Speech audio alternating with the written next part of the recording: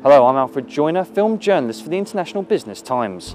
We're here beneath the spires of the O2 for Sundance London, an offshoot of the famous independent film festival founded by Hollywood legend Robert Redford. For the next 4 days, he'll be showcasing the best indie cinema from the United States, as well as live music and film events.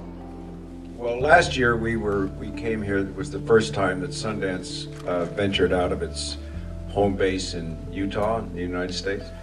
And it was kind of like a toe in the water experiment. We did not know how it was going to go. We did not know how we might be received. We've been asked back a second year, and we're happy to be back. We are about giving opportunities to new voices in film and focusing on independent film. When we started, there was no real category for that, so I think probably we've fed that, if not enhanced it. But the idea of coming here is to bring these films, because we were asked to come and we were asked to bring American films to London. And so those films are films of new filmmakers who we feel have new voices that tell new stories in different ways.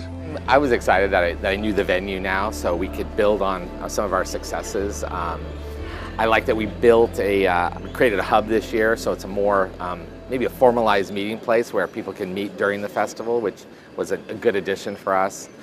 Just the films too, like, you know, we take all these films in Utah and we show them to audiences, and it's good to have this second wave of not only just how the films perform with the audiences, but also the filmmakers themselves and us spending time with them.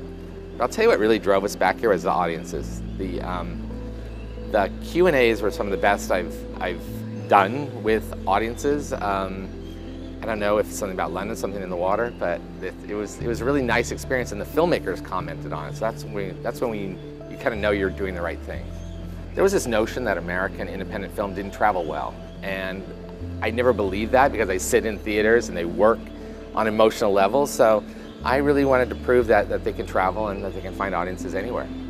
The whole notion of putting film and music together came from Redford. That was his idea. He looks at the interaction, not just between film and music, but he likes the interaction between artists in general, and it's a natural thing. Sometimes even music is driving films. We're seeing many more films about music, about creative process. And I really like the notion of a movie that has a performance component to it, and there's a Q&A, so it's a very rich experience that they're really one of a kind, and you can only do that, you know, in a festival setting, I think.